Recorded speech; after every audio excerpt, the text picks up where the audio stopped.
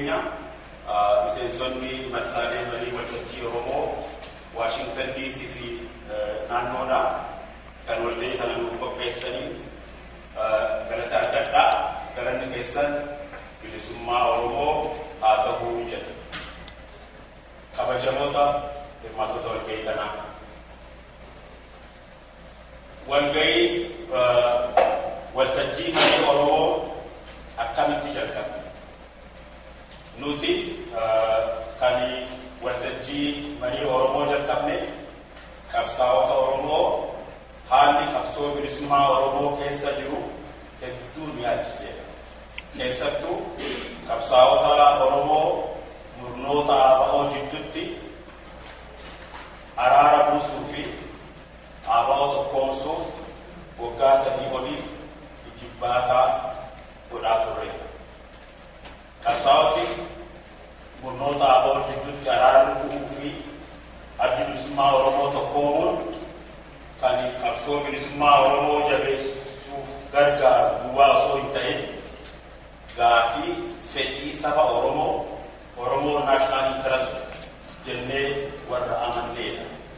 Kana amannee qalbii guutuu fi hawwii gaarii milkaa'uu araaraa fi tokkoomuu adda bilisummaa Oromootiif carraaqaa turre.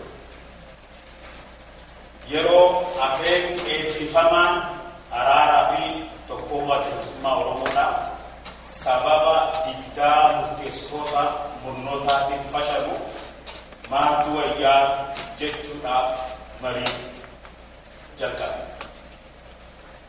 Maaltu nu wayyaa? Araara fedhamni fashale, ijibbaanni ABO tokkoomsuudhaaf hafe, maaltu nu wayyaa? Gaafii jiru nuti namoonni yaada kanatti hedduu amannee waliigalaa turre marii jalqabe. Waltajjii marii Oromoo jalqabuutti akka salphaatti hin seenne, tarkaanfii kana salphaatti hin fudhanne. Ijibbaa hedduu fi dheeraa booda waltajjii marii Oromoo jalqabuuf dirqame.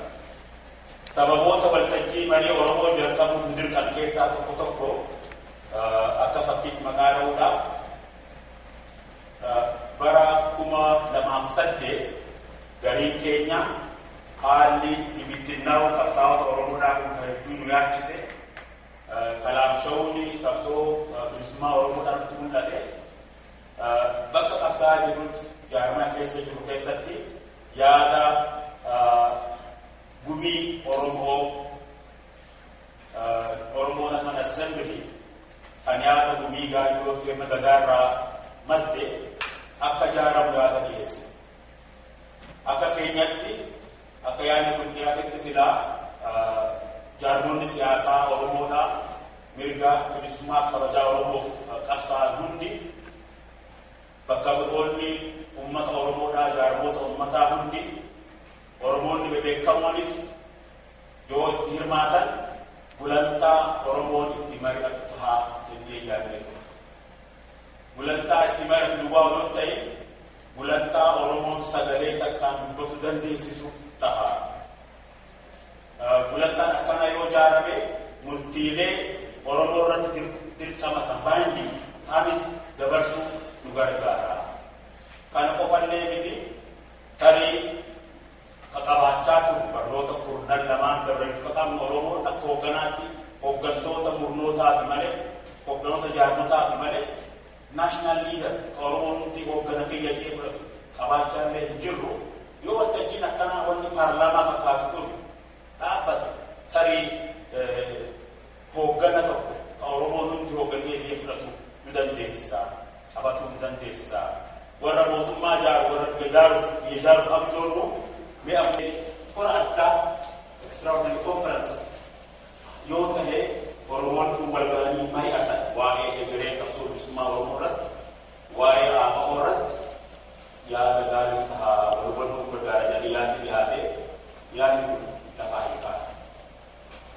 Yaadonni akkasii olii dhihaatan yaadni kun Oromoof tolaa qabsoo bilisummaa Oromoof tolaa otoo hin ta'in gariin murteessitoonni gariin yaadni kun anaaf tolaa jedhanii waan yaadaniif dubbiin kun hundi hin deemu.